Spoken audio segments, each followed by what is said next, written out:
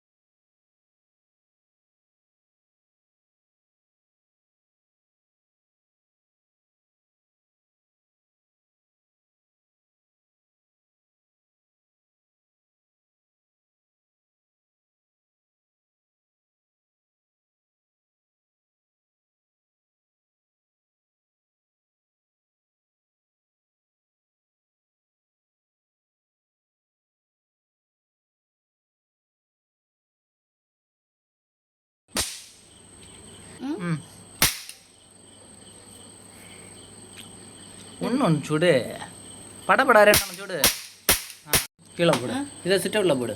போடுட்டா எடுத்தியா?